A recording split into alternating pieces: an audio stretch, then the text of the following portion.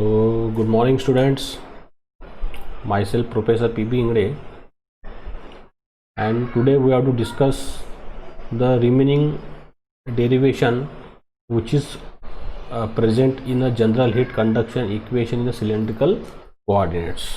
Okay.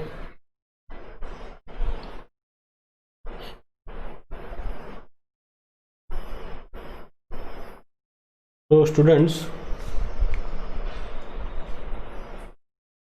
so these derivations we have to prove in our previous lectures. Okay, lecture number what is? Lecture number 9 already discussed. Today we have to attend the lecture number 10, right? So what is the equation? This equation we have to prove. Okay, this is our equations. This is our equations is prove.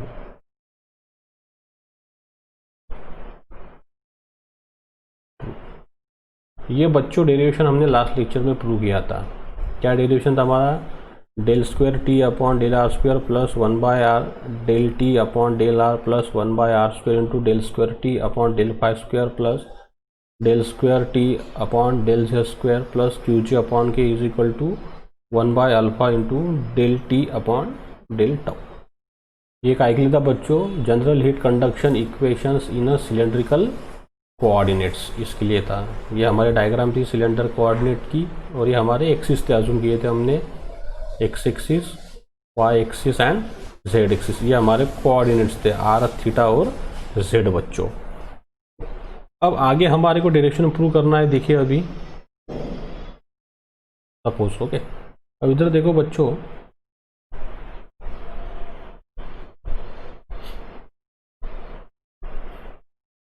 तो this is our previous derivations. So by using this derivation we have to prove the another derivation, for which case we consider the case. What is the case? First case we consider here, no heat source is present. No heat source present. ठीक है, ये पहले case consider किया हमने इसमें बच्चों. इसके अंदर ही हमने दूसरी कंसिडर की अभी, heat flow is steady. Heat flow is steady. We know that steady means the rate of heat flow is constant, and second is, and means third it is one dimensional.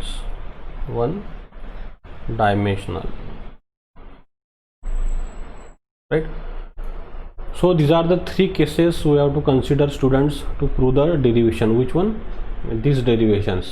ये हमने तो already पहले prove कर चुका है. ये काय के लिए था?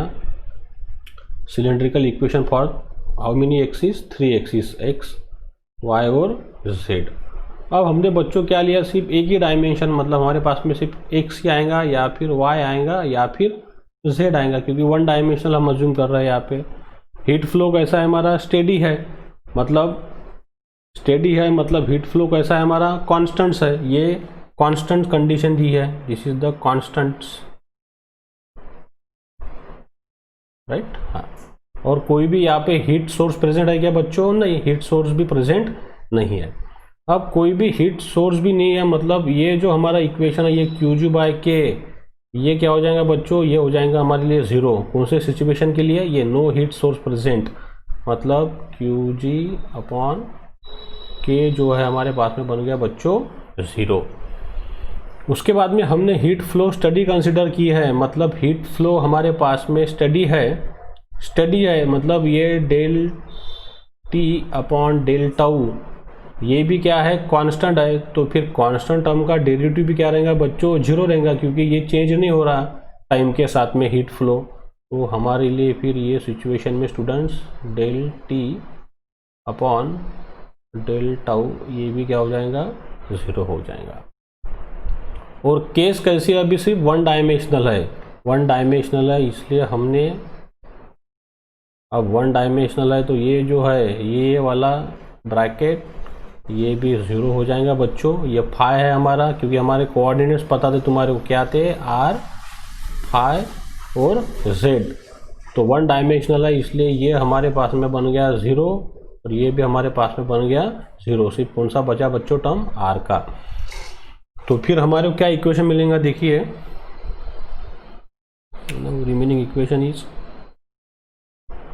Del square T upon del are square plus 1/r into del T upon del are is equal to 0।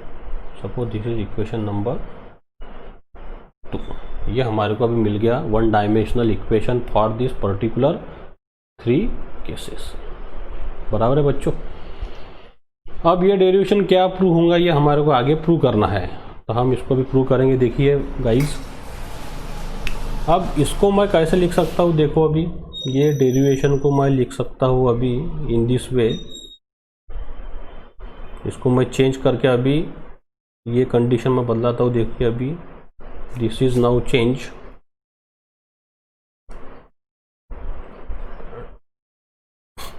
Del square T plus del square R square plus 1/r D T upon D R is equal to 0। ऐसा लिखा मैंने बच्चों इसको। Yes और no, yes. इसको भी मैं D कर देता हूँ, D upon D R square like that's. इसको बना दिया मैंने इक्वेशन नंबर 3। अब ये 3 होने के बाद में बच्चों इसके अंदर अभी मैं कैसे एडजस्टमेंट करूँगा, देखिए अभी सिंपल मैथमेटिक्स लगा के इसको मैं अभी ऐसा लिख सकता हूँ 1/r into D by D R in a bracket what is r into D T upon D R is equal to 0। ये बन गया मेरा इक्वेशन नंबर 4। मैंने ये फॉर्म में इक्वेशन लिखा है बच्चों, बराबर है। अब इसका मैथमेटिक्स का एक्सपांशन ऐसा आ गया है। ये कौन से रूल से आ गया बच्चों, प्रोडक्ट रूल से। ये जो हमारे को मिल रहा है ये कौन से रूल से मिला, ये मिला हमारे को मैथमेटिक्स के प्रोडक्ट रूल से। इसको अगर मैं सॉल्व करता हूँ तो मुझे यही मिलेगा। देखिए मैं यहाँ पे सॉल्व करके बताता हूँ आप लोगों को ये वाला इक्वेशंस। अभी 1/r तो हमने कांस्टेंट निकाला, ठीक है। अब ये सपोज हमारे मैथमेटिक्स में ये हो गया हमारा u और ये हो गया हमारा सपोज v। तो फिर क्या रूल लगेगा, पहला अगर ये ब्रैकेट कर ले लेता हूँ मैं कंप्लीट, तो व्हाट इज पहला r मैंने ऐसा कैसा लिखा, फिर ये आ गया d upon D R into D T upon D R, right, plus बाद में क्या आएगा बच्चों D T upon D R वैसे कि वैसा, और फिर आएगा डेरिवेटिव इसका D R upon D R. तो इसका सॉल्यूशन क्या मिलेगा हमारे को, फिर देखिए 1/r r, ये इन दोनों का क्रॉस मल्टीप्लिकेशन कितना हो जाएगा बच्चों, D square T upon D R square और प्लस ये तो 1 हो गया, ये हो जाएगा 1। तो फिर क्या बचेगा, फिर D T upon D R, बराबर है। अगर अब मैं ये 1/r से इसको मल्टीप्लाई करता हूँ, देखिए हाँ 1/r से अगर मैं मल्टीप्लाई करूँगा तो फिर मुझे क्या मिलेगा बच्चों, यही इक्वेशन मिलेगा जो यहाँ पे है। 1/r से अगर मैं मल्टीप्लाई करता हूँ, देखिए अभी तो 1/r से मल्टीप्लाई करने के बाद में क्या मिलेगा, देखो मैं सिर्फ समझा के दे रहा हूँ आपको। यहाँ पे only I you the only explanations. Next slide I show.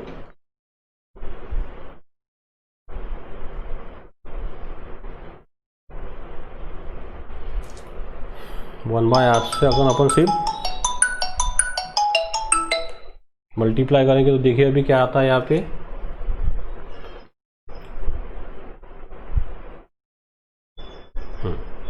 क्या आ जाएगा स्टूडेंट्स, देखिए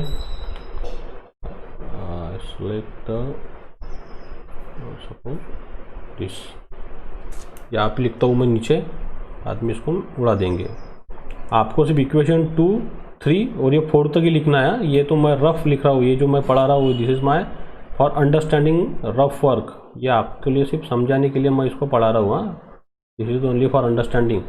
1/r से मल्टीप्लाई किया बच्चों हमने, तो यहाँ पे लिखता हूँ मैं 1/r इंटू r, ये पे क्या आएगा del square t upon t r square plus 1/r into D T upon D r. मिल गया हमारे को ये। अब ये आर हो जाएंगे बच्चों कैंसल, कैंसिल होने के बाद में क्या बचेगा फिर ये वाली टर्म 1/दिस, यही टर्म हमारे को मिलेंगी। समझ में आ गया आप लोगों को? Okay, so I erase all this things.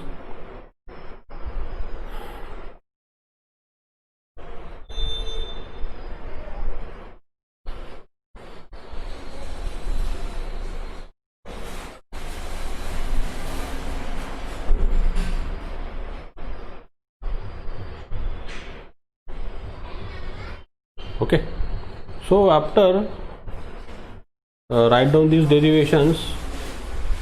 What is the derivation we write down? We write down this. Okay, इसको अभी छोड़ देते हैं अभी फिलहाल में अपन।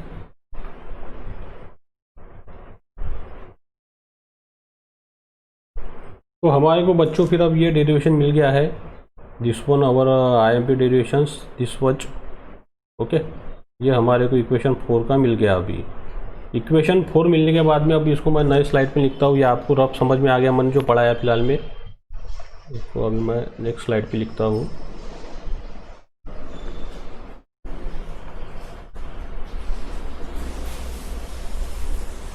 तो देखिए, so 1/r into d/dr in a bracket r dt upon dr is equal to 0।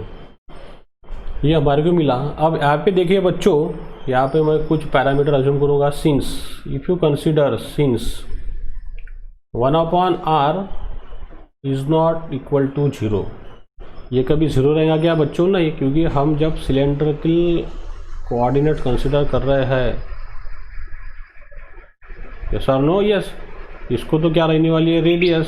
अब ये रेडियस कभी 0 रहेंगी क्या? कभी 0 नहीं रहेंगी, इसकी कुछ ना कुछ रेडियस की वैल्यू रहने वाली। इसलिए मैंने ये पैरामीटर यहाँ पे ऊपर अज्यूम किया 1/r is not is equal to 0। ये सिर्फ हमारे समझने के लिए है।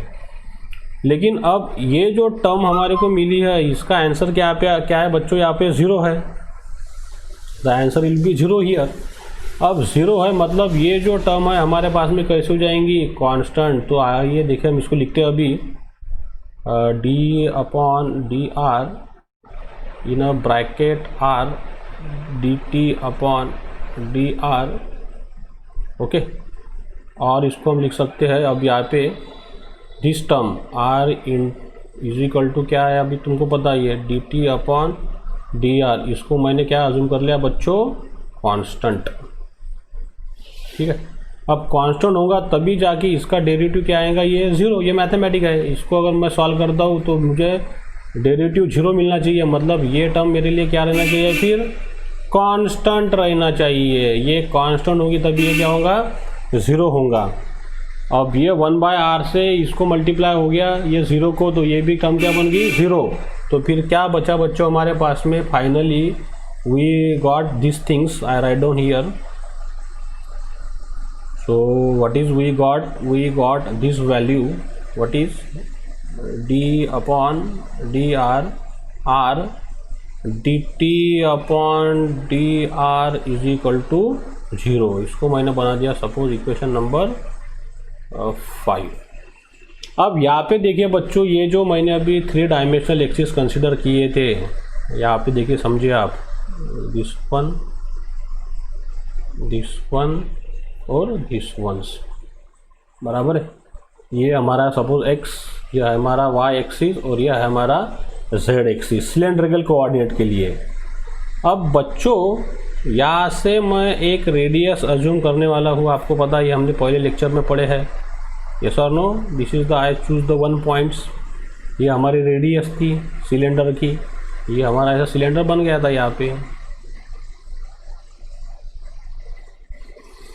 यस और नो, यस।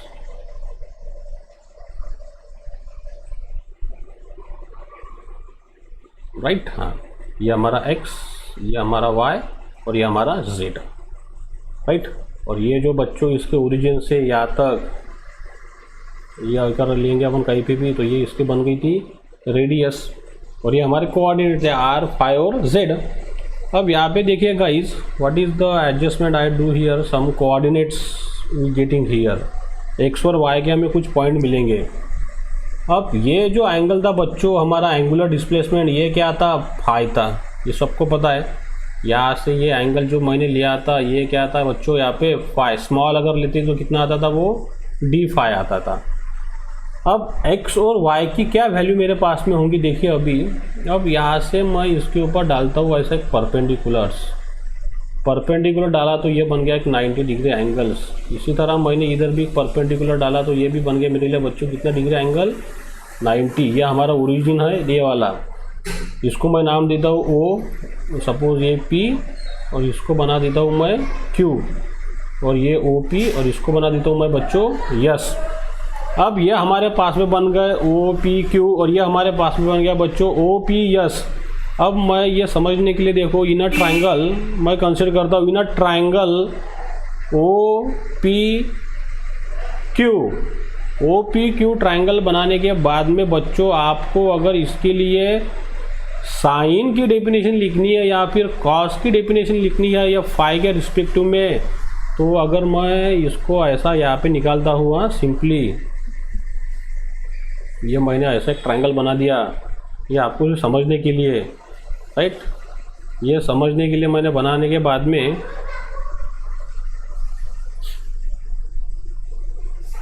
राइट, ये मेरा सपोज फाई एंगल है, राइट, ये हमारी हाइपोटेनियस है, ये हमारा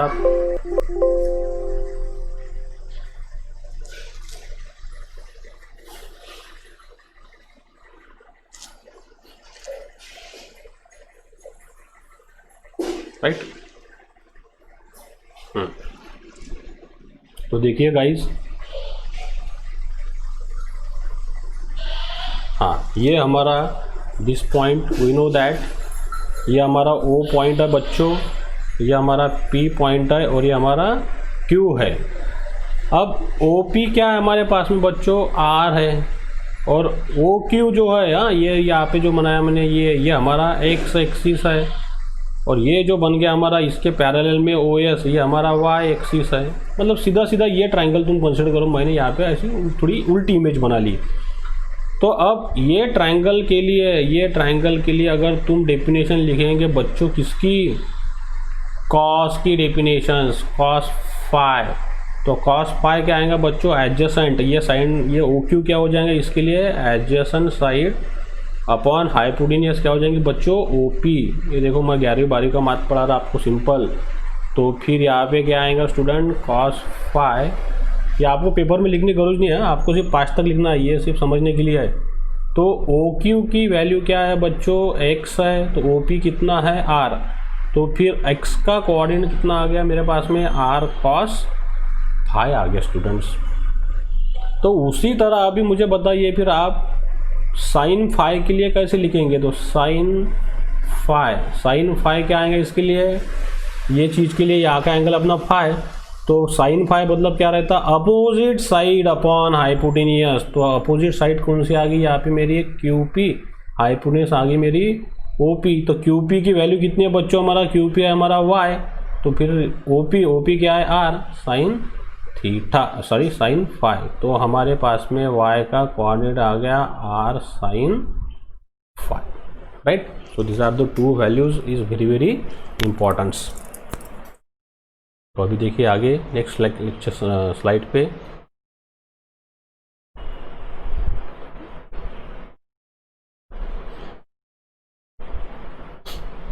So we getting two values I write down here x is equal to r cos phi and y is equal to what is r sin phi, और z तो फिर z ही रहेगा, इसमें कोई चेंज नहीं आएगा। तो फिर अब यहाँ पे देखिए जो हमारे को इक्वेशन मिला है, जो इक्वेशन हमारे पास में है बच्चों, उसके लिए मैं थोड़ा सा अभी लॉजिक लगा के एक चेन रूल अप्लाई करूँगा। देखिए अब इसके लिए मैं एक चेन रूल यूज़ करता हूँ, del T upon del R के लिए, क्योंकि हम वन डायमेंशनल यूज़ कर रहे हैं, तो इसके लिए लगाऊंगा अभी मैं बाय चेन रूल। ये भी क्या है हमारे 11वीं 12वीं का रूल है, बाय चेन रूल। तो चेन रूल देखिए क्या आएगा यहाँ पे अभी बच्चों, del T upon del X, ये एडजस्टमेंट मेरी वाली, इनटू इसको हटाने के लिए मैं यहाँ पे अप्लाई किया मैंने del x upon del r. ये डेल एक्स कर ले तो क्या बचेगा हमारे पास में, del T upon del r plus del T upon del y into once again del y upon del r. ये हमारे पास में आ गया चेन रूल बच्चों। सपोज ये बन गया मेरे लिए इक्वेशन नंबर 7। ये कैसे आ गया, बाय ये चेन रूल से। ये D T by D R को लिखा मैंने एक्स और वाई को कंपोनेंट के अंदर। अब देखिए बॉयज़ यहाँ पे सिंपल मैथमेटिक्स हैं, सब समझो अच्छे से। तो what is I do here now, del T upon del x बराबर है चेन रूल। अब ये del x upon del r क्या हो जाएगा, देखिए अभी अब ये जो del x upon del r है, मतलब मेरे पास में ये जो टर्म है ये वाई की टर्म है, तो इसको मैं डिफ्रेंशिएट करूँगा किसको, ये एक्स को, और ये मैं रिस्पेक्टिव करूँगा किसको, वाई को बच्चों इसके साथ में। तो देखिए अभी मैं सबसे पहले इसकी वैल्यू आपको निकाल के बता दूँ यहाँ पे रफ में। ये this is our rough portions. तो मैंने यहाँ पे x लिखा, x है मेरे पास में r cos phi, इसको डिफ्रेंशिएट करेंगे हम विथ रिस्पेक्ट टू किससे, r से, तो ये क्या आएगा डेल x अपॉन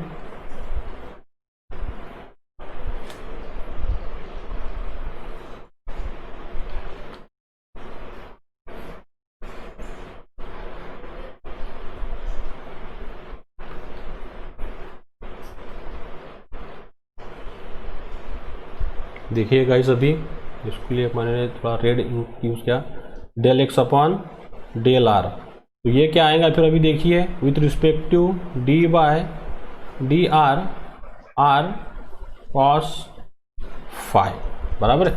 अब इसको डिफ्रेंशिएट करो तुम, इसको डिफ्रेंशिएट करेंगे तो यहाँ पे कॉस फाई क्या निकल गया बच्चों, कांस्टेंट आ गया। यस और नो, यस। तो फिर इसका जो डेरिवेटिव आएगा अभी ये जो टर्म हम यहाँ पे लिख रहे हैं अभी with respect to this del by, this is our del, this is our del.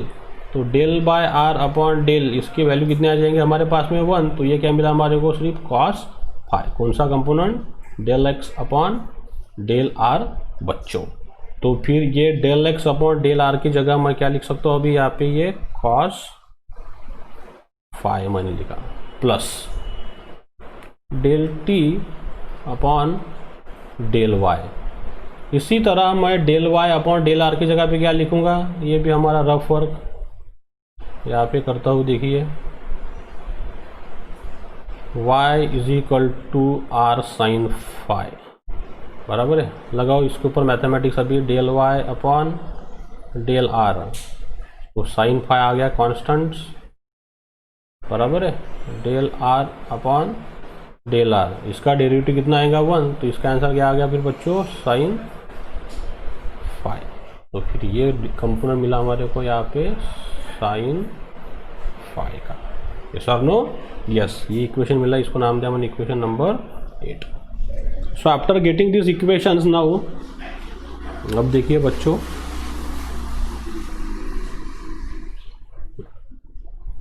So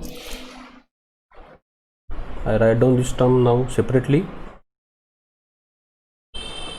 Del t upon del r is equal to del t upon del x cos phi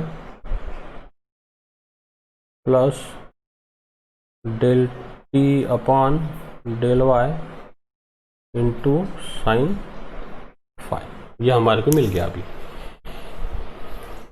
okay yes. अब ये जो equation 8 है इसको मैंने यहाँ पे लिखा अच्छे से। अब इसको मैं मल्टीप्लाई करूँगा both the sides by what is cos phi से। So multiplying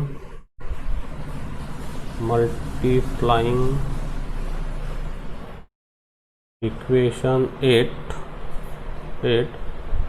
by cos phi in both sides,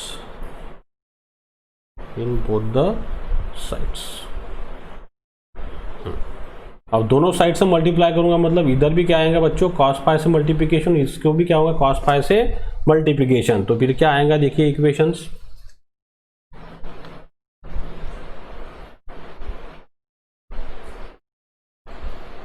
तो दोनों साइड से मल्टीप्लाई करने के बाद में बच्चों हमारे को क्या मिल जाएगा, हमारे को मिलेगा फिर cos phi into what is del T upon del are is equal to, यहाँ पे मिलेगा हमारे को cos square phi, cos phi हो गया cos square del T upon del x plus यहाँ पे आएगा students sine phi into cos phi multiply del T upon del y. ये हमारे को मिल गया इक्वेशन। इसको मैंने कहा इक्वेशन नंबर 9।